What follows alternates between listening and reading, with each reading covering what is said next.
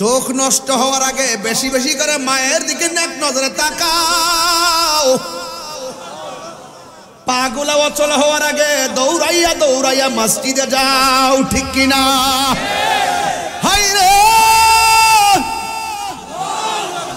কান দুইটা বন্ধ হওয়ার আগে বেশি বেশি কইরা আল্লাহর কালাম শুনো। চোখ দুইটা শেষ হওয়ার আগে বেশি বেশি করে আল্লাহর কালাম পড়ো। জবানটা বন্ধ হওয়ার আগে বেশি বেশি করে জবান দিয়া বলো গাফুরুর রহিম, নাম তোমার আল্লাহ আল্লাহ আল্লাহ গাফুরুর রহিম। সবাই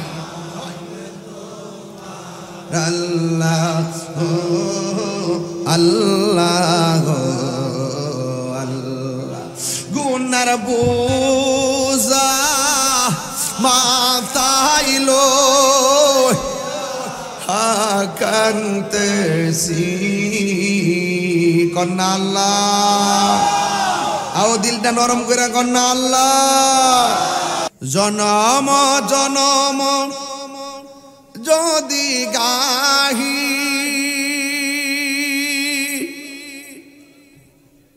তোমার মহিমা গাওয়া শেষ হবে নাহি।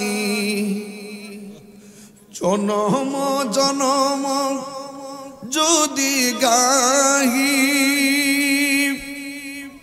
তোমার মহিমা গাওয়া শেষ হবে নাহি।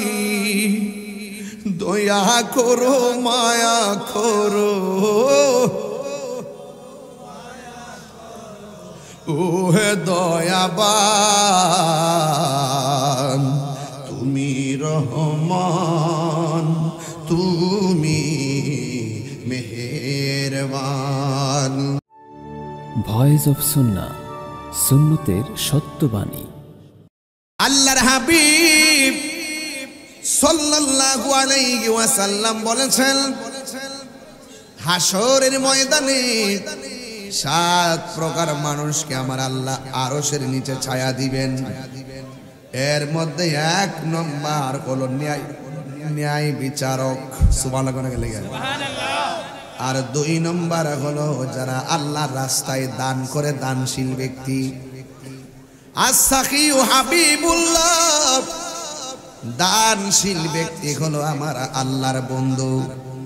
এই জন্য যারা দান করতেছেন মনে রাখবেন না যে আপনারা হেরে গেছেন, না না। যারা দান করতেছেন মনে করবেন না দানের কারণে সম্পদ কমে গেছে। আপনারা জবানটা খুলে বলেন সম্পদ দেওয়ার মালিক কে? আরো বড় করে বলেন না কে? আল্লাহ রাব্বুল আলামিন। দান সম্পদ দেওয়ার মালিক। আল্লাহর দেওয়া সম্পদ আল্লাহর রাস্তায় দান করলে সম্পদ কমে না। আপনারা জবান খুলে বলেন রহমত দেওয়ার মালিক কে? আমার যুবক ভাইয়েরা, আমি আপনাদের সামনে যতটুকু আলোচনা করব, দিলটাকে নরম করে দুনিয়ার চিন্তা চেতনা সব পিছনে ফেলে নবীর মহব্বতে মাহফিলে বসে নবীর প্রেমের আলাপ শুনব। আপনারা জবান খুলে বলেন হায়াত এবং মওতের মালিক কে? সাউন্ডটা টোটাই দেন। হায়াত এবং মওতের মালিক কে? এই মাহফিলে যিনি এনেছেন, এই মাহফিল থেকে তিনি আমাদেরকে বাড়িতে নিবেন। এই যে আগানগর হাজার হাজার মানুষ যারা মাহফিলে বসে আছেন, আপনারা জবান খুলে বলতে হবে নিঃশ্বাসের কোনো বিশ্বাস। আরো জোরে বলুন। একবার ঢাকায় গিয়ে দেখেন, আজকে আমি ব্রাহ্মণবাড়িয়াতে গিয়েছি। একজন ইনকাম ট্যাক্স কর অফিসের একজন অফিসার আমাকে, একজন আইনজীবী বলতেছেন, হুজুর আমারও ভাই অসুস্থ, আমার ভাইটাকে আমি আইসিইউর মধ্যে ভর্তি করায় আসছি। এখন আইসিইউর মধ্যে ভর্তি করানোর পর আইসিইউর মধ্যে ভর্তি করানোর পর আমি আপনাদের কাছে জানতে চাই, আইসিইউর বিল আছে না নাই? এই আওয়াজে মানি না, আছে না নাই? দিনে কয় হাজার? কিছু আছে 25,000, কিছু আছে 50,000, আবার কিছু আছে 70,000। পার ডে 50,000 গণতে হয়, গণতে করছে। আইসিইউর মানে কি ও বন্ধুরে? আইসিইউ আমার ভিতরে হাওয়া ঢুকায়, অক্সিজেন স্বল্প হয়ে গেলে সেই জায়গার ভিতরে আইসিইউ দিয়ে আমাকে শ্বাস প্রশ্বাসটা স্বাভাবিক করার চেষ্টা করে। এখন আমার প্রশ্ন হলো, আপনারা যে মাহফিলের মধ্যে এসেছেন, আপনারা যদি এই কথা কন, আমি একবারই বলছি, আপনি এখানে আসলে হজ বড়, এজন্য আমার ইমেজ ঠিক থাকে না। এই ছেলেরা, এখানে যারা সামনে বসে ক্যামেরার ফাঁকটা সুন্দর আমাকে দেখবেন, দেখবেন অ্যাকচুয়ালি দেখা যাবে। মাটিতে আরাম করে বসে পড়বেন, তাইলে আমি সুন্দর করে কথা বলতে পারবো, আপনার পিছনে লোকগুলো আপনাকে দেখতে পারবে। সবাই বসতে হবে। বাবা আপনি বসুন, আপনিও বসুন, সবাই আরাম করে বসেন, আবার তো দাঁড়াই যাবেন গা, লক্ষণ তো ভালো না। আরো বড় প্যান্ডেল করতে। বাবা আপনাকে আরাম করে বসেন, মাটিতে বসেন, একদম বসে পড়ুন, তাইলে আর দাঁড়াইতে হবে না ইনশাআল্লাহ। আমার প্রশ্ন, আমার ওয়াজ কি বুঝতে অসুবিধা হইতেছে? আমি আপনাকে একটা আধ্যাত্মিক জগতে ঢুকাতে চাই। আধ্যাত্মিক জগতে ঢুকালে কাম, কাম, ক্রোধ, লোভ, লালসা, হিংসা, অহংকার এগুলো দূরীভূত হয়ে যাবে। আধ্যাত্মিকতা ছাড়া আপনি আল্লাহকে পাবেন না। আল্লাহকে নিয়ে গবেষণা করতে পারেন, গবেষণার নামই হলো আধ্যাত্মিকতা। আর আধ্যাত্মিকতা অর্জন হয় মুরাকাবার মাধ্যমে। বলেন না সুবহানাল্লাহ। তোমরা বসো, পিছন দাঁড়িয়ে থেকো না, বসো, মাথার উপরে দাঁড়িয়ে থাকো। এই বসে বলুন, বসে বলুন, একদম স্বাভাবিক বসেন, স্বাভাবিক বসেন, মাটিতে বসেন, মাটিতে বসেন, স্বাভাবিক বসেন, স্বাভাবিক বসেন। এইভাবে না, এইভাবে বেশি করে বসতে পারবেন, আবার দাঁড়াই যাবেন, আবার দাঁড়াই যাবেন, মাটিতে বসে পড়ুন, মাটিতে বসে পড়ুন। এখন আপনারা যারা আগানগর এসেছেন, বড়ুরার মানুষের কাছে আমার প্রশ্ন, এখন যে বসে আছি, আমাদের কারো মুখের মধ্যে কি অক্সিজেন আছে? আইসিইউর কোন সরঞ্জামাদি আছে? এই মুহূর্তে আমার আল্লাহ আমাদের শ্বাস প্রশ্বাস টান ফালাইয়া অ্যাম্বুলেন্সের মধ্যে ঢুকাইয়া আমাদেরকে মেডিকেলে নিতে পারে কি পারে না? এই জন্য আল্লাহ যখন আপনাকে স্বাভাবিক অবস্থা রাখবে, ওই আইসিইউর মধ্যে ঢুকবার আগে, ওই বিপদে পড়বার আগে, বিছানার ভিতরে অসল হয়ে পড়বার আগে, মসজিদের মধ্যে যখন আজান হয়ে যাবে, ওই মসজিদে দৌড়াইয়া দৌড়াইয়া যাওয়ার দরকার আছে না নাই? চোখ নষ্ট হওয়ার আগে বেশি বেশি করে মায়ের দিকে এক নজরে তাকাও। পাগুলা অচল হওয়ার আগে দৌড়াইয়া দৌড়াইয়া মসজিদে যাও, ঠিক কিনা? হাই রে, কান দুইটা বন্ধ হওয়ার আগে বেশি বেশি কইরা আল্লাহর কালাম শুনো। চোখ দুইটা শেষ হওয়ার আগে বেশি বেশি করে আল্লাহর কালাম পড়ো। জবানটা বন্ধ হওয়ার আগে বেশি বেশি করে জবান দিয়া বলো গাফুরুর রহিম, নাম তোমার আল্লাহ, আল্লাহ আল্লাহ গাফুরুর রহিম। সবাই আল্লাহ আল্লাহ আল্লাহ। গুনার বোঝা মাথাইলো হাকান্তেছি কন্যা আল্লাহ। আও দিলটা নরম করে কন্যা আল্লাহ। আরে গুনার বোঝা মা কান্তেছি, মাফু করে দাও মাবুদ আল্লাহ এলাহি, মাফু করে দাও মাবুদ আল্লাহ। আমি বলছি আগে আজকে ওয়াজ হবে আধ্যাত্মিকতা। কি হবে? আধ্যাত্মিকতা। মানে আপনি আপনার না, আপনি আপনার না। এখন আপনি বলেন আমার বাড়ি, কে বলছে আপনার বাড়ি? আপনি বলছেন আমার হাত, কে বলছে আপনার হাত? আপনি আপনার না, আপনি কার? কিভাবে আল্লাহর সেটা তো বুঝতে হবে। আপনি যদি রবের হয়ে, আপনি যদি যে ব্যক্তি নিজেকে নিজে চিনতে পারছে সে রবকে চিনতে পারবে। মাল্লাহুল মাওলা, যে ব্যক্তি মালিকের হয়ে যায় সারা পৃথিবী তার হয়ে যায়। কিভাবে? এই অল বডিটার ভিতরে হাত আছে, পা আছে, চোখ আছে, নাক আছে, সব আছে, কিন্তু একটা গোশতের টুকরা আছে। এই টুকরাটা যখন পচন ধরে অল বডিটা পচে যায়। এই টুকরাটা যখন অসুস্থ হয় অল বডিটা অসুস্থ হয়ে যায়। এই টুকরাটা যখন সুস্থ থাকে অল বডিটা সুস্থ থাকে। মানুষে মনে করে ভালো করে প্রসাধনী ইউজ করে চেহারাটা ফর্সা করলেই মনে হলো সব শেষ হয়ে গেছে। না, চেহারার যেভাবে যত্ন করে, চুলের যেভাবে যত্ন করে, বডির যেভাবে যত্ন করে, সেভাবে ওই গোশতের টুকরাটার যত্ন করতে হবে। ওই টুকরাটার নাম হলো ওয়াহিয়াল কালব। ওই টুকরার নাম হলো কালব। একটা গুনাহ করলে কালবের মধ্যে একটা কালো দাগ পড়ে, দুইটা গুনাহ করলে দুইটা কালো দাগ পড়ে, তিনটা গুনাহ করলে তিনটা কালো দাগ পড়ে। পৃথিবীর কোন মেডিসিন ওই দাগের ময়লাকে, ওই কলবের ময়লাকে পরিষ্কার করতে পারে না। একমাত্র পরিষ্কার হয়ে যায় আল্লাহর জিকিরে। বলুন সুবহানাল্লাহ। আমি আমি বলেন আমি, বলেন আমরা কার? আর যারা কার? আমার জীবনটা কে দিয়েছেন? মাতবুরি কেন, বাহাদুরি কেন? দুনিয়া তোমাকে ধরেছে। মাতবুরি কেন? দুনিয়া তোমাকে গ্রাস করেছে। दुनिया के लिए आखिरत बर्बाद ना करो। किसी इंसान को खुश करने के लिए अल्लाह को नाराज ना करो। दुनिया दुनिया करे आखिरत के बर्बाद करा जाबे ना। আর দুনিয়ার কোন মানুষকে খুশি করতে গিয়ে আল্লাহকে বেজার করা যাবে না।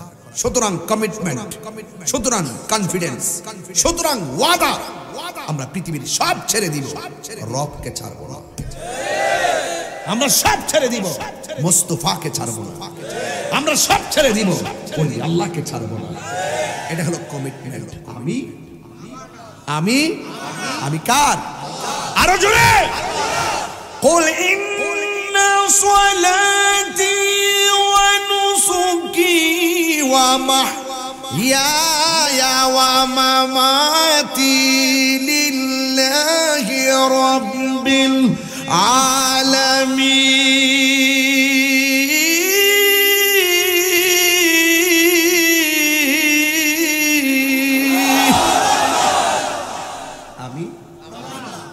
আমি ওয়াজের বিষয় হলো আধ্যাত্মিকতা।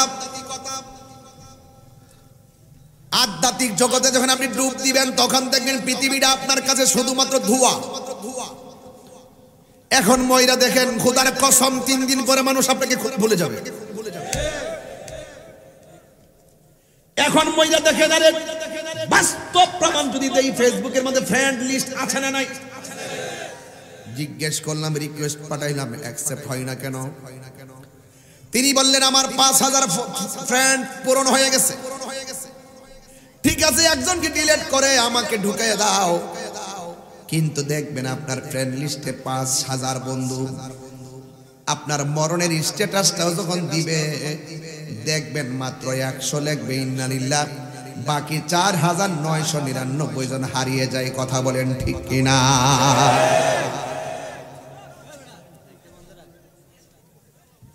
আমার স্বাধীনতা দেন। প্রবলেম কি হয়েছে তোরা? এই আপনারা একটু বসুন। আমি একবার বলছিলাম আমার পিছনে দাঁড়াবেন না কেউ, আমি তো এগুলো মাইন্ড করি। আমার যুবকরা আপনারা আছেন তো ইনশাআল্লাহ? আমি কুরবানি করব সব কার জন্য? আমি নামাজ পড়বো কার জন্য? আমার যুবকগুলো আওয়াজকে সামনেগুলো আওয়াজ করেন। আমি নামাজ পড়বো কার জন্য? রোজা রাখবো কার জন্য? হজ করবো কার জন্য? কুরবানি দিব কার জন্য? নামাজ পড়বো কার জন্য? মার খেদমত করবো কার জন্য? আমি সব কুরবানি দিব কার জন্য? আমি। তাহলে আমার নিজের যদি বিলাইয়ে দেই, আমি যদি নিজেকেই বিলাইয়ে দিয়ে দেই, আমার বলতে কিছু আছে? আর আমার বলতে কিছু আছে? আমার নামাজ, আমার কুরবানি, আমার জীবন, আমার মরণ একজনের জন্য জবান খুলে বলুন তিনি কে? এই জন্য আমার নবী, আপনার নবী বলেছেন, আশ-শারিয়াতু আকওয়ালি ওয়াত তরিকাতু আফআলি ওয়াল হাকিকাতু আহওয়ালি ওয়াল মারিফাতু আসরারি। শরীয়ত হলো আমি নবীর কথা, আমার নবীর কথা মানতে হবে। তরিকত হলো আমার নবীর কাজ, আমার নবীর কর্ম পদ্ধতি জানতে হবে। হাকিকত হলো আমি নবীর অবস্থা, নবীর জাত এবং সিফত সম্পর্কে জানতে হবে। কথা বলেন না কেন? নবীর জাত এবং সিফত সম্পর্কে জানতে হবে। আজকে যেই সমস্ত ডাবলিউ মার্কা মৌলবীরা আমার নবীরে মাটির নবী বলে, এদেরকে জানতে হবে যখন মাটির অস্তিত্ব নাই তখনও আমার নবী। আমার যুবক ভাইরা ওয়াজ বুঝতে পেরেছেন? ওয়াজ বুঝতে পেরেছেন? তাইলে ওয়াল হাকিকাতু আহওয়ালি, আমার নবী আপনার নবী বলছেন হাকিকত হলো আমার অবস্থা। ওয়াল মারিফাতু আসরারি, মারিফাত হলো আমি নবীর গোপন রহস্য। সুবহানাল্লাহ। চোখ যে মনের কথা বলে, চোখ দেখা যায় কিন্তু মন দেখা যায় না। চোখ দেখা যায়, মন দেখা যায়। তাহলে এই জন্য মানুষের বডির ভিতরে একটা টুকরা আছে, ওই টুকরার নাম হলো কলব। এই কলবের তো নড়াচড়া করা, দেখবেন কলকলার হরফ আছে, কালবুন কালব। কালবুন হলো এমন একটা প্রশান্ত জায়গা, এই কলবটা সুস্থ থাকলে দেখবেন ভাত খাইলেও শান্তি, ঘুমাইলো, চললেও। তাহলে এই পুরা দেহের ভিতরে, খাঁচার ভিতরে প্রাণ পাখি আছে না নাই? এই প্রাণ পাখিটা চলে যাবে, এই প্রাণ পাখিটা চলে যাবে। যাওয়ার আগে যিনি জানেন তার কাছ থেকে সব জেনে নিতে হবে। আমার যুবক ভাইরা, মাহফিলটাকে হালকা মনে করে আজকে উড়াইয়া দিয়েন না। আপনারা কিসের খুশি আজকে? কিসের খুশি আপনারা? না, সবচাইতে বড় খুশি হলো আজকে আগানগরের গুরুস্থানবাসী। আপনি খবর নিয়ে দেখেন তারা কি বলে।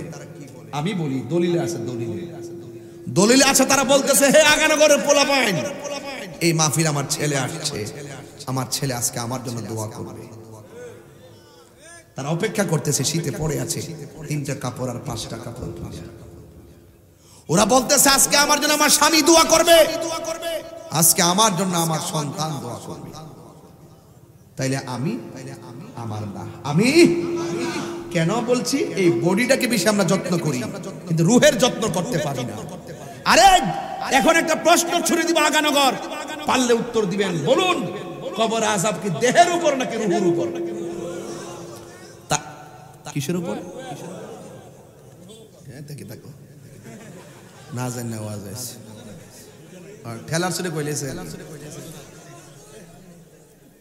আমারে। আমি বলছি আযাবটা কি দেহের উপর না রুহের উপর?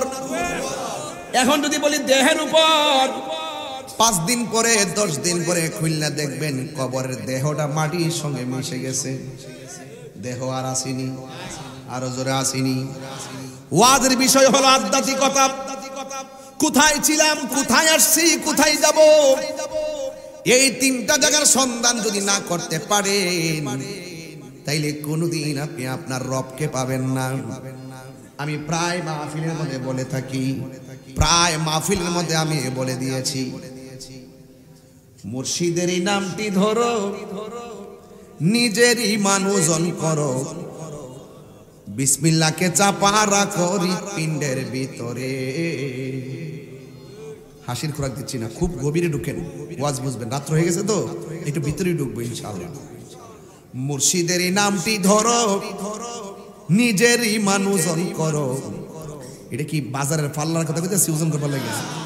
হ্যাঁ, দাড়ি পাল্লা, পাল্লা না। মুর্শিদেরই নামটি ধরো, নিজেরই মানুষজন করো, বিসমিল্লাহকে চাপা রাখো হৃৎপিণ্ডের ভিতরে। 2 চোখের পানি দিয়া যাই কি পাওয়া তারে, ওরে সাথে সাথে রং মহাজন, সাথে সাথে মন মহাজন, কি না হইতে পারে চলো মুর্শিদের দরবারি। মুর্শিদ নামটি পরম ধন, করো তুমি তার সাধন, তিন পুরা তোর দন্য হবে এই কুলে সেই কুলে। ওই যে একটু ওয়াজে কইলাম তিন পুরা, কোথায় ছিলাম এটা হলো এক পুরা, কোথায় আসছি এটা দুই পুরা, কোথায় উঠবো এটা হলো তিন পুরা। যারা নিজেকে নিজে চিনতে পেরেছে, যারা অল বডিটাকে আল্লাহর জন্য কুরবানি দিয়েছে, তিন পুরাই তার দন্য হয়ে যাবে। এ জনম ও জনম এপার ওপার সব দন্য করে দেওয়ার মালিককে। ওয়াজ বুঝতেছেন সবাই ইনশাআল্লাহ? সবার ওয়াজ বুঝে আসতেছে? আলহামদুলিল্লাহ বলেন, বলেন হায়াতের মালিককে। এই জন্য বলছি তিন পুরা তোর দন্য হবে এই কুলে সেই কুলে। প্রথম যখন মার পেটে আসি নাই তখন আমাদের অবস্থাটা কেমন ছিল? আমরা ছিলাম আল্লাহর কুদরতের উপরে। যখন মার পেটে ঢুকছি তখন কেমনে ঢুকছি? কয় পানি হইয়া ঢুকছি। মারহাবা কোন গেলে কি হইয়া ঢুকছি? এক ফোঁটা পানি, এক ফোঁটা পানিকে আমার আল্লাহ রক্তের ফোঁটায় পরিণত করলেন। রক্তের ফোঁটাটাকে আমার আল্লাহ কিছুদিন পূর্বে গোশতের টুকরায় পরিণত করলেন। বেশি দূরে না, শাহরগের নিকটে নিকটে। ও বন্ধু, আমি বলছিলাম মার পেটে থাকতো তো জীবন পাইলাম, এই হায়াতটা গেল কই? তাহলে আপনার কাছে সব মাতবুরি দেয় নাই যে কাগজ কলমে লিখা ফেলাইবেন?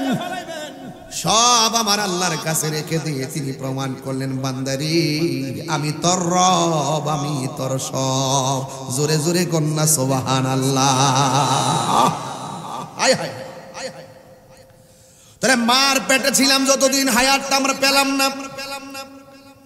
আমি বলছি অত্যন্ত অল্প সময়ে বন্দিগির মাধ্যমে আমার রবকে রাজি করবেন। হিসাবটা মিলাইয়া দিয়া যাবো। আজকে আগানগরে বয়স হলো 60। পেটের মধ্যে কয়দিন জান ছিল এটা বলতে পারবো না, আমাদের কাছে নাই। 2 নম্বর হলো 60 বছরের ভিতরে শৈশবকাল গেল 5 বছর। এই সময়টাতে আমাদের উপর নামাজও ফরজ না, রোজাও ফরজ না, হজও ফরজ না, 7 বছর 8 বছরও ফরজ না। কতক্ষণ ঠিক কিনা? তার মানে আমরা মাপ পাইয়া গেছি। 7 বছর হায়াত যদি হয় 60 বছর, 7 বছর মাপ। তাইলে আছে কয় বছর? 53 বছর। 53 বছরের ভিতরে লেখাপড়ার সময় যাইয়া কত ঘন্টা কাটাইয়া দিলাম। এই সময়গুলা পড়াশোনায় কাজে চলে গেল। আবার আমরা 60 বছরের ভিতরে ঘুমের মধ্যে কাটাইলাম প্রতিদিন 8 ঘন্টা করে। ঘুমের মধ্যে থাকলে আমার আল্লাহ গুনাহ লেখে না। আল্লাহু আকবার কোন কেন? ওয়াজ বুঝাইয়া দিয়া যায়। ঘুমাইলে কি গুনাহ হয়? ঘুমের মধ্যে থাকলে কি গুনাহ লেখা হয়? এ বন্ধু, মানুষজন ঘুমায়া যায় আল্লাহুম্মা বিসমিকা আমুতু ওয়া আহইয়া। এটা ঘুম না, ঘুম না, মরে গেছি। ঘুমের ঘরে অনেক লোকে মারা যায়। গত পরশুদিন আগের দিন দেখলাম সৌদি আরব না কোন জায়গায় সারাদিন কাজ করে ছেলেটা খেতা লইয়া ঘুমাইছে এসির ভিতরে।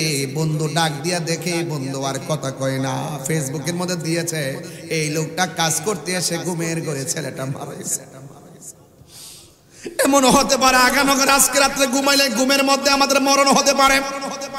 কিছু কিছু মানুষ আপনার কাছে আইসা কই, হুজুর রাতের বেলা আমার এমন ভাবে বুবা ধরে, বুবা গলার মধ্যে চাপ দিয়া ধরে, মনে হয় যেন মারা গেছি। প্রতিদিন আমাকে এমন করে অ্যাটাক করে। যদি এভাবে অ্যাটাক করে হঠাৎ করে আজরাইল আসতে পারে কি পারে না? অহংকার করা যাবে না। লা তামশি ফিল আরদি মারাহা, লা তামশি ফিল আরদি মারাহা। অহংকার করে চলা যাবে না। ইন্নাল্লাহ লা ইউহিব্বুল মুতাকাব্বিরিন। আল্লাহ পাক অহংকারকারীকে পছন্দ করে না। অহংকার করেছে আমেরিকা। কে করেছে? আমেরিকা করেছে। খবর নিয়ে দেখেন দাবানল অগ্নিকাণ্ড জ্বলতে জ্বলতে সব পুরো ছাই হয়ে যাচ্ছে। কথা বলেন ঠিক না বেঠিক? মুসলমানদের ফিলিস্তিন গাজা জ্বালায় হামলা করে বলাইছে। আল্লাহ বলছে তোরা গ্রেনেড হামলা দিয়ে মুসলমানদেরকে জ্বালিয়ে দিয়েছিস। দেখ ইন্না বাতশা রব্বিকা লাশাদীদ, আমি আল্লাহ ধরা কত শক্ত। ফায়ার সার্ভিস উদ্ধার কর্মীরা দৌড়ে পালিয়ে যাচ্ছে, হেলিকপ্টার দিয়ে পানি দেওয়া হচ্ছে, রাসায়নিক কেমিক্যাল দেওয়া হচ্ছে, কোনোভাবেই আগুনকে নিয়ন্ত্রণ করা যাচ্ছে না। আল্লাহ ছাড় দেয় কিন্তু ছেড়ে দেয় না। আমি আমি আমি তাহলে অহংকার কিসের? অহংকার কিসের? আপনি শুধু রবের হয়ে যান, আপনি শুধু আল্লাহর হয়ে যান, দেখবেন টাকা আপনার হয়ে গেছে, বাড়ি আপনার হয়ে গেছে, একটা যে কোনো স্বপ্ন পূরণ হয়ে গেছে। মনে মনে স্বপ্ন দেখেন, আমি স্বপ্ন দেখতেছি আল্লাহ অনেক টাকার মালিক হলে, কেউ তো স্বপ্ন দেখে আমি অনেক টাকার মালিক হলে 10 তলা একটা বিল্ডিং করব।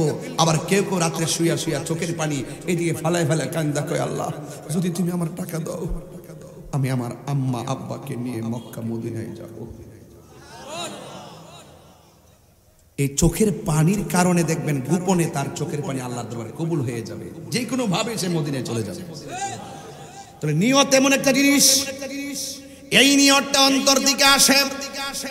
ইন্নামাল আমালু বিন্নিয়াত, সব কর্ম তার নিয়তের উপরে নির্ভরশীল। আপনি মাহফিলে এসেছেন, যদি আপনি মনে করেন মাহফিলে গিয়ে তামাশা করব, মাহফিলে গিয়ে বিয়াদবি করব, তাহিরির সামনে উল্টা পাল্টা কথা বলে নিজেকে জাহির করব, বাদ প্রদর্শন করব। আবার অনেকে আছেন না না, তাহিরি হুজুর ওয়াজের মধ্যে আসার পরে যেই কথাগুলো বলবে এই কথাগুলো আজকে আমরা আমল করব। এই ভালো নিয়ত কইরা ঘর থেকে বের হইতে হইতে এই মাহফিলে আসতে যতটা কদম দিয়েছেন, প্রত্যেকটা কদমের সাথে আমার আল্লাহ নেকি লিখে দিছে। যারা ওই ধ্যান ধারণা ছাড়া এসেছেন তওবা করেছেন। মাহফিল থেকে বাড়িতে যাব, গুনাহ মাফ করে যাব। এমন একটা সময় ছিল দুনিয়ার জমিনে, যেই সময়ে আল্লাহর স্লোগান দেওয়ার মতো কেউ ছিল না, সংখ্যা ছিল মাত্র 40 জন। কয়জন? আমার আপনাদের সামনে যদি কেউ আমাকে এসে অ্যাটাক করে এই মুহূর্তে, আপনারা কি তাকে ছেড়ে দিবেন? মানে বাস্তব কথা, মানে ছেড়ে দিবেন কেন? কেন? আপনারা আমাকে ভালোবাসেন, আমি আপনাকে ভালোবাসি। আচ্ছা, আপনাকে আমার টাকা পয়সা দেখে ভালোবাসেন, আমার কণ্ঠ শুনে ভালোবাসেন, আপনারা আমাকে নবীর জন্য ভালোবাসেন, আপনারা আমাকে আল্লাহর জন্য ভালোবাসেন। আমি যদি গাঞ্জা খাইতাম, আমি যদি সুদ খাইতাম, ঘুষ খাইতাম, একবার উল্টা পাল্টা চলতাম, আপনাকে আমাকে দাওয়াত করতেন, এভাবে বসে কি ওয়াজ শুনতেন? আমি আমার মুখ দিয়ে আল্লাহর কথা বলি, আমি আমার মুখ দিয়ে রসুলের কথা বলি। আমি জীর্ণ শীর্ণ হতে পারি, আমি নগণ্য হতে পারি, আমি যার কথা বলছি তিনি তো অনন্য। এই অনন্য হওয়ার কারণে আমি জীর্ণ শীর্ণ নগণ্য মানুষটাও আপনাদের কাছে দামি হয়ে গেছে। দেখেন না, অনেক মানুষ নিচে বসা, অনেক মুরব্বীরও বসা। আপনারা আমাকে কোরআনের খেদমত করি, এই জন্য কোরআনের দিকে তাকিয়ে রসুলকে ভালোবাসি, ওই ভালোবাসার প্রেমিক হিসাবে জানে আমার জন্য শ্রেষ্ঠ চেয়ারটা আজকে রেডি করে দিয়েছে। এটাই হলো যে রবের হয়ে যায়, সারা পৃথিবী তার হয়ে যায়। সবাই জবানটা খুলে বলুন না মারহাবা। আপনি একটু হতাশ হচ্ছেন? আপনি কি হতাশ হচ্ছেন? না, আপনি যে নিচে বসে আছেন, নিচে এমন অনেক লোক বসে আছে আল্লাহ পাক তার নিয়তের কারণে কুতুব বানায় বসে রাখছে। নিয়তের কারণে আল্লাহ তাকে এই মুহূর্তে ওলি বানায় বসে রাখছে। নিয়তের কারণে তার মা বাপের গুনাহ মাফ হচ্ছে। বিশ্বাস হয় না আপনাদের? শুধু বিসমিল্লাহর টুকরাটা রাস্তায় পড়ে আছে, গাঞ্জা খাইতো, মদ খাইতো, জিনা করতো, বিসমিল্লাহ লেখাটা মাটিতে পড়া। এই দাঁড়াও দাঁড়াও দাঁড়াও দাঁড়াও, সুন্দর করে বিসমিল্লাহর টুকরাটা তুইলা যত্ন করে পকেটে রাখছে। আল্লাহ কয় তারে আমার বন্ধু বানাই নিছি। আল্লাহ কি বন্ধু বানাইলে আল্লাহ লস হবে? আল্লাহর কি অসুবিধা হবে? তা আপনার উসিলা করতে অসুবিধা কি? আপনি আপনাকে আল্লাহর দিকে ছেড়ে দেন, আর সারা পৃথিবী আল্লাহ আপনার দিকে ছেড়ে দিবে। বলেন না মারহাবা। জনম জনম যদি গাহি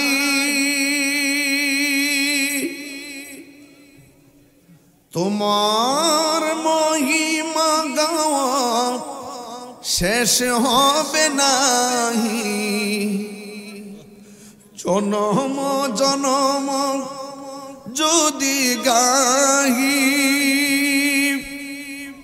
তোমার মহিমা গাওয়া শেষ হবে নাহি, দয়া করো মায়া করো, ও হে দয়াবান তুমি রহমান, তুমি মেহেরবান, তুমি রহমান, তুমি মেহেরবান। কখনো তোমাকে যদি ভুলি, হেদায়েতের আলো জ্বেলে নিয় কাছে তুলি। কখনো তোমাকে যদি ভুলি, হেদায়েতের আলো জ্বেলে নিয় কাছে তুলি। দয়া করো মায়া করো, ও হে দয়াবান তুমি রহমান, তুমি মেহেরবান, তুমি রহমান, তুমি মেহেরবান। একটা জবান বন্ধ রাখবেন না, মোহাম্মদে মায়ার সুরে বলুন সুবহানাল্লাহ। এমন একটা সময় ছিল যেই সময় সংখ্যা মাত্র 40। কয়জন? তাহলে কাফের সংখ্যা কম না বেশি? শতকরা না একদম পার্সেন্টিতে দেওয়া যায় না, সব কাফের। ওই সময়ের সময়টার এই সময়টা পার্থক্য আছে না নাই? এই সময়ে তাহিরিকে কেউ মাহফিলে অ্যাটাক করলে এখানে এমন পোলাপন আছে তারে সাইজ করে ফেলাইব। কিন্তু ওই সময়ে মানুষ যখন 40 জন যখন জিকির করতেন ডরাইতো, কারণ নীরবে নীরবে আল্লাহর অর্ডার সারা জিকিরটা আওয়াজ করে পড়েন নাই। সব মানুষগুলো 40 জন মানুষ নীরবে নীরবে আল্লাহর জিকির করতেন। আর এই 40 জনের ভিতরে একজন আছেন, তিনি রহমাতাল লিল, আর জোরে কেন রহমাতাল লিল। আমার নবী রহমত না গজব। আমার নবীর সঙ্গে 40 জন। এই 40 জনের মধ্যে এমন একজন সাহাবী যার নাম হলো হযরতে আবু বকর সিদ্দিক রাদিয়াল্লাহু তাআলা আনহু। সুবহানাল্লাহ বলবেন না? তাহলে আমাদের আগানগরের জমিনে আবু বকর আছে না নাই? আরো জোরে আছে না নাই? এমন অনেক আবু বকর আছে তারা গাঞ্জা খায়।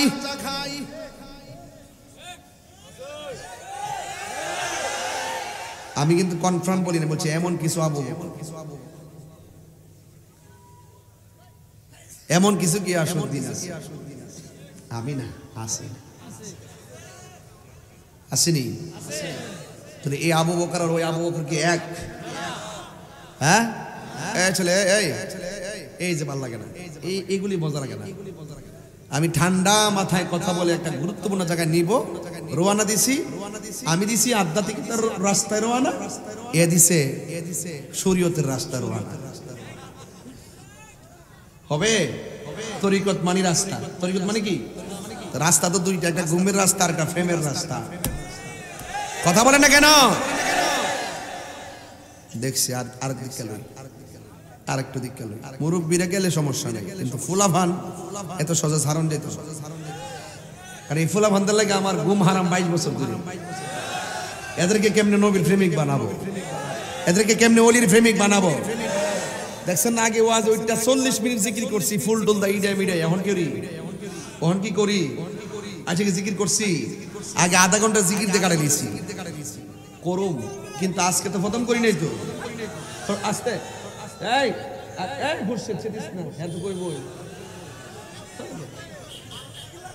আস্তে আস্তে সব ঠিক আছে। আগে সত্যি করে বলেন যে আমার লাইনটা ঠিক আছে কিনা। তাহলে এতে কোন লাইনে গেছি? এই জন্য এরে ধরবেন, ব্রেক ফিল করবো, সমস্যা আছে। মারহাবা গন। এই যে 45 মিনিট কথা কইছি একদম নীরব লাগছে না? আমি দেখেন তাহলে কোথায় নিয়ে যাই? আমি যদি নিজেকে আল্লাহর জন্য বিলাইয়া দিতে পারি, আমার দেহটা কে বানাইছে? এই জন্য কই বাচ্চা মারা গেলে, মানুষ মারা গেলে কান্না ঠিক না। মানুষ মারা গেলে কান্দে কিনা আমাদের সমাজে? কান্না করি কিনা? রাসূল বলছে কান্নাটা নিষেধ। কেন? কেন নিষেধ? এই যে বান্দাটা, তোমার যে সন্তানটা, এই সন্তানটা কি তুমি বানাইছো? এই সন্তানটা কি তুমি হাত দিছো? এই সন্তানে তুমি রূহ দিছো? সব তো আমি আল্লাহ দিছি। সুতরাং আমি তাকে তোমার কাছে আমানত দিছি, আমার আমানত আমি নিয়ে গেছি, তুমি কাঁদছো কেন? আরেকটা বাস্তব ওয়াজ কিন্তু আধ্যাত্মিক। আমি কারোর কাছে টাকা দিলাম, এটা एग्जांपल। বাবা জান, আপনার নাম কি? রমেশ সাহেব, 10,000 টাকা রাখেন। 10,000 টাকা রাখেন। নেন আমার মোবাইলটা রাখেন। রাখেন, আমানত রাখেন। আমানত না না, আমানত আমার, আমি বুঝাইতেছি আমানত কি জিনিস। এমনি দালাল দালাল আমানত, আমানত শুনো, মাত্র 10 সেকেন্ডের জন্য। 10 সেকেন্ডের জন্য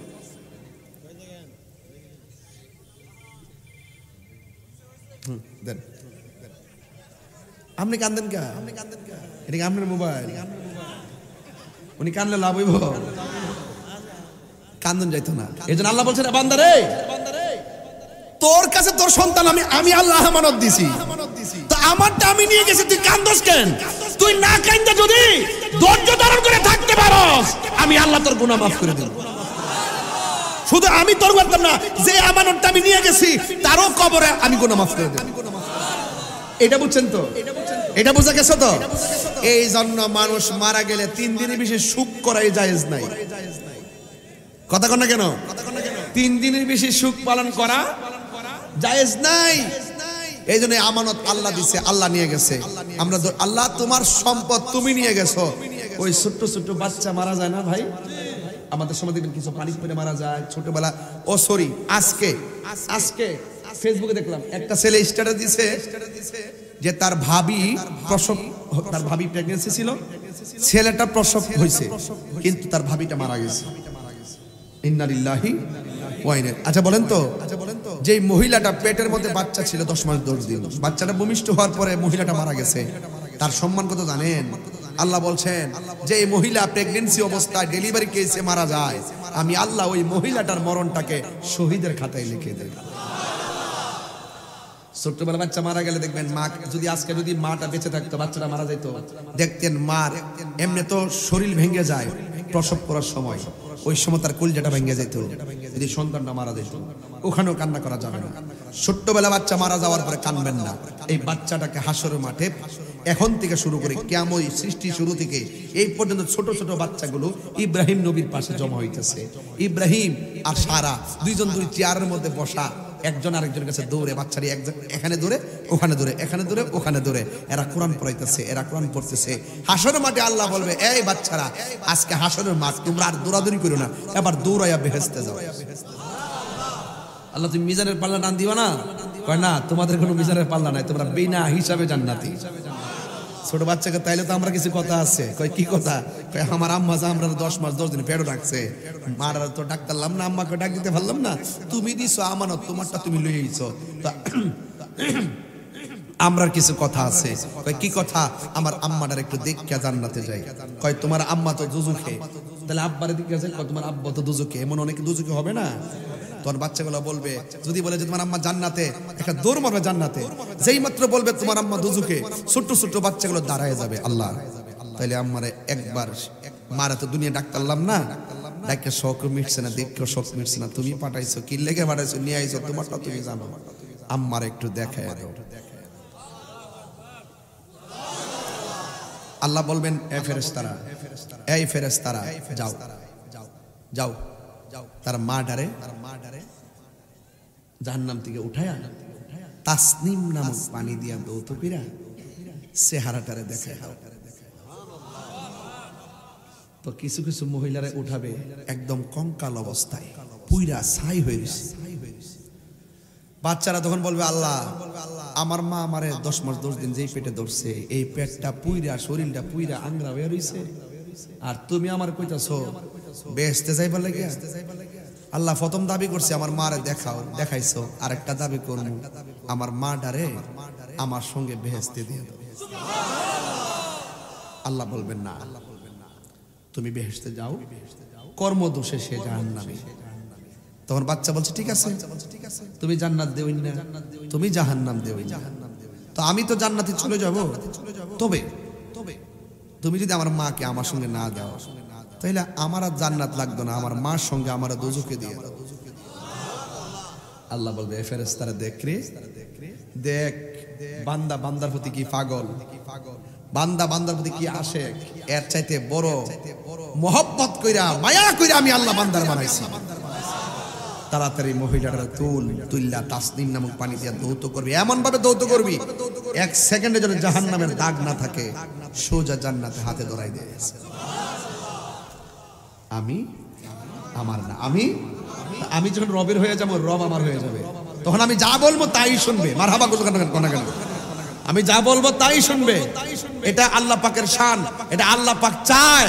বান্দা তুই গুনাহ করছস, হাজার গুনাহ করছস, আমি আল্লাহ অনেক নাম দিয়েছি, এর মধ্যে একটা নাম আল্লাহ, একটা নাম রহমান, একটা নাম রহিম, একটা নাম গাফফার, একটা নাম সাত্তার, একটা নাম হাইয়ুন, একটা নাম কাইয়ুম, আর একটা ইয়াজাল জালালি ওয়াল ইকরাম। বান্দা রে সব গুনাহ কর, আমি আল্লাহ 99টা নাম আমি দিয়েছি, কিন্তু 2টা নাম, একটা রহমান আর একটা গাফফার। তুই পাহাড় পরিমাণ গুনাহ করবি, আমি জানি এই নামগুলো দিয়েছে এই জন্য। তুই যখন বুঝে ফেলবি গুনাহ করা উচিত হয় নাই, অন্যায় করা উচিত হয় নাই, রাতের আধারে এমন গুনাহ করেছিস তোর মা জানে না, এমন গুনাহ করেছিস তোর বাপ জানে না, এমন গুনাহ করেছিস তোর বন্ধু জানে না, শেষ পর্যন্ত শর্মিন্দা হয়ে আমার কাছে 2 হাত তুলে চোখের পানি ছেড়ে দোয়া করবি, আমি আল্লাহ গাফফার নামের উসিলায় মাফ করে দিই।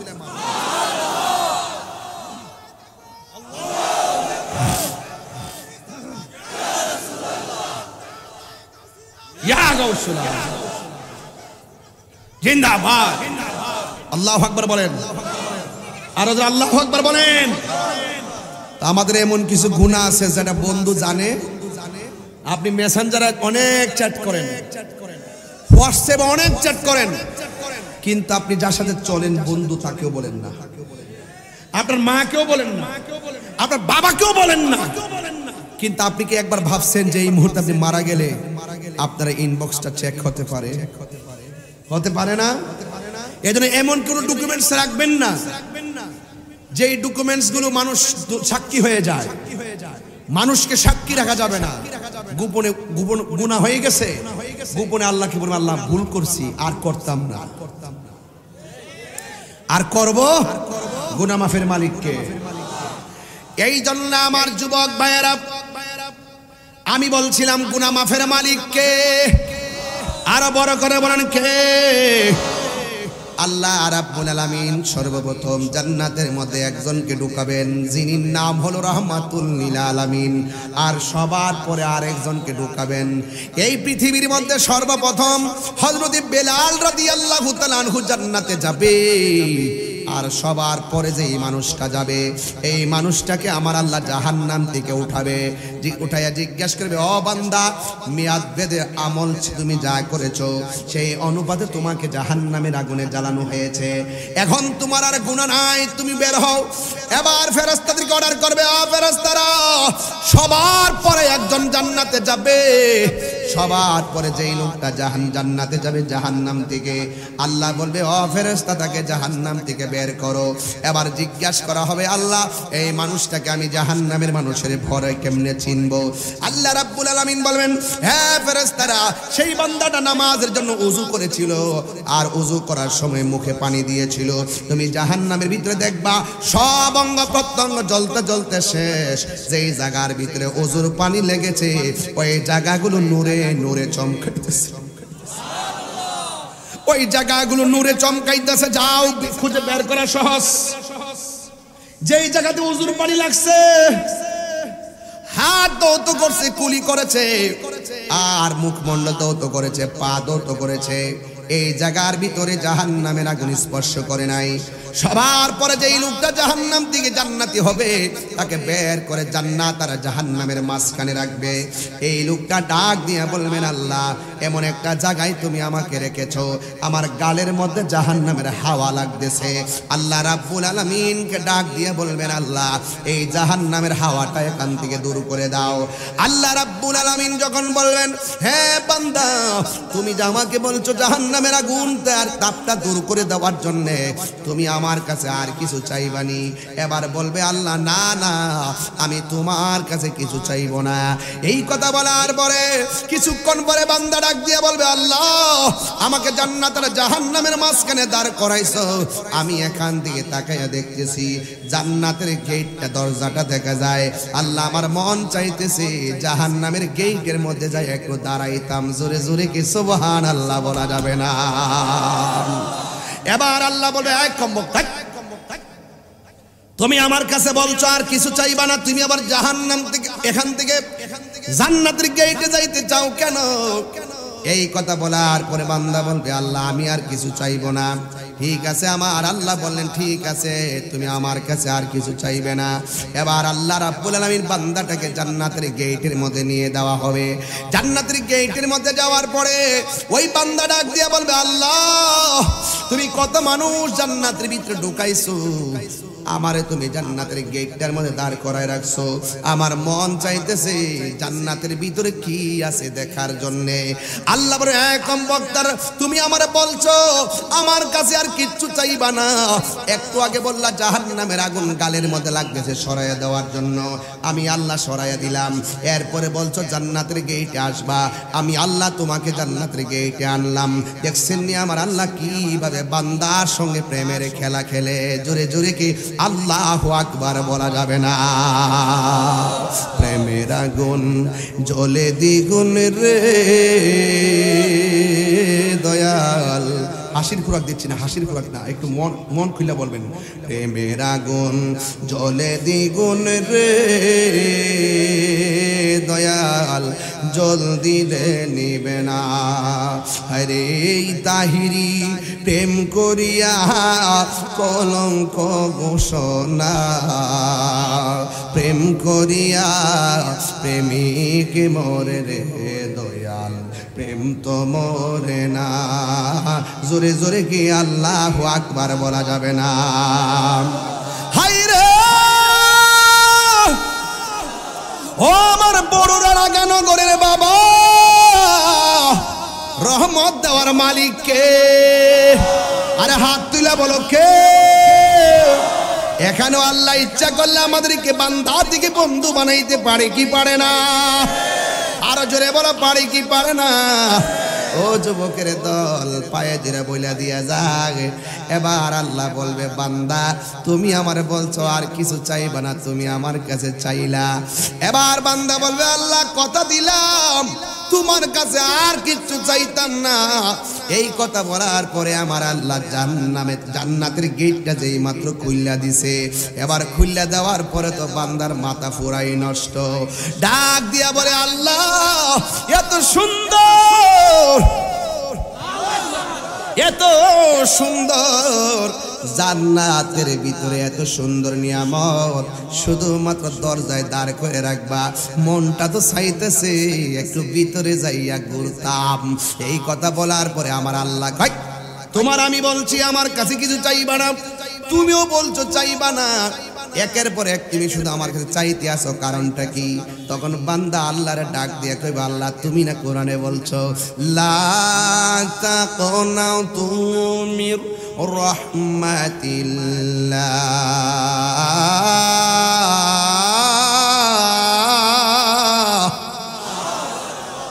আমার যুবক পোলা পান্ডি কি অবস্থা দেন?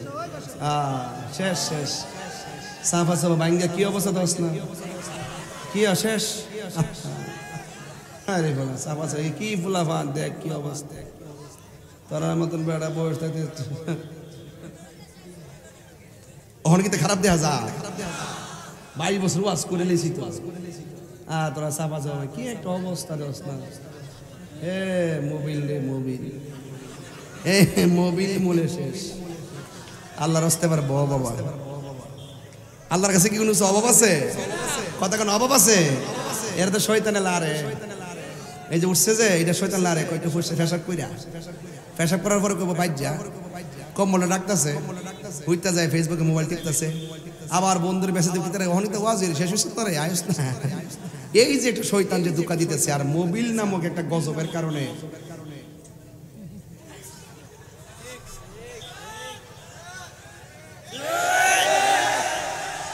আজকে রাত্রে ওয়াদা করেন ঘুমানোর সময় সূরা ইয়াসিন লাগায়া ঘুমাবেন, সূরা রহমান লাগায়া ঘুমাবেন, ইউটিউবে সার্চ দিবেন সূরা রহমান, শুনবেন দেখবেন ঘুম এসে গেছে। মারহাবা করেন। 30 মিনিট 22 মিনিট তেলাওয়াতটা বাজার পরে অটোমেটিকলি বন্ধ হয়ে যাবে, ঠিক আছে?